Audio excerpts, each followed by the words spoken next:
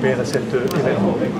Écoutez, ça fait déjà depuis 2017 que nous travaillons avec la Commission des droits de l'homme ici à Maurice pour renforcer, je dirais, à la fois la promotion des droits de l'homme et la défense des droits de l'homme au quotidien, dans la vie de tous les jours.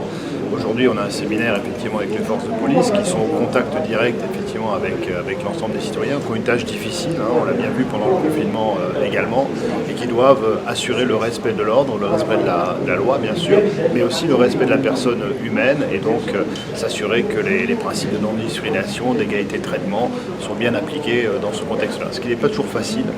Et les sources de discrimination sont nombreuses, donc c'est justement d'avoir l'occasion d'échanger, de discuter avec les policiers, aussi de les confronter avec ceux qui sont de l'autre côté de la barrière, si je veux dire, les ONG qui défendent les causes justement des personnes qui sont soit des personnes âgées, soit des personnes handicapées, soit les personnes LGBTI, qui sont aussi parfois victimes d'une forme de discrimination.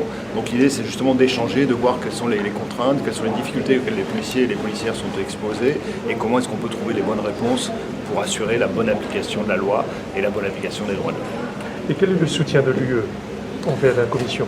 Notre soutien est un soutien d'abord financier qu'on apporte effectivement pour assurer justement toutes ces campagnes d'information et de communication envers le grand public. Donc il y a des petits gadgets comme ces bracelets qui ont été faits sur les droits. Qu'est-ce que c'est que les droits humains? Quels sont les types de droits? Le droit d'expression, droit à la non-violence, etc. Donc ce sont des droits qui sont réaffirmés. On a aussi une brochure qui a été proposée là récemment sur la question des violences faites aux femmes, qui est un sujet d'actualité malheureusement, comme on l'a vu encore au moment du confinement. C'est justement de permettre à la Commission de faire tout ce travail de sensibilisation et d'information. En tant qu'Union européenne, nous avons l'objectif de défendre les droits chez nous d'abord, mais aussi à travers le monde. Donc c'est vraiment une volonté très forte de notre leadership politique de travailler toutes ces questions de liberté d'expression, de liberté de mouvement, de droits humains au sens large, et donc de permettre effectivement à chaque être humain, quel que soit son statut, vulnérable, appartenant à des minorités, appartenant à des groupes religieux ou non religieux, etc., de bénéficier au même titre que tout le monde, que tout citoyen, de la protection que l'État doit lui donner. Pourquoi avoir choisi des sujets sensibles autant que LGBT, la violence domestique, la violence aux femmes, les personnes âgées?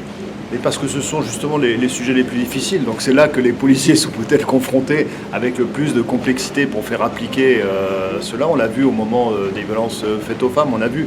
Et on a peut-être vu que parfois les policiers étaient un peu réticents jusqu'à un certain moment à s'investir là-dessus. Plus récemment, on a vu l'inverse, ils se sont effectivement mobilisés. Et je crois que cette campagne de sensibilisation a produit son effet de ce point de vue-là. Donc effectivement, aujourd'hui, les policiers se sentent plus confortés dans leur légitimité à intervenir face à des situations parfois difficiles.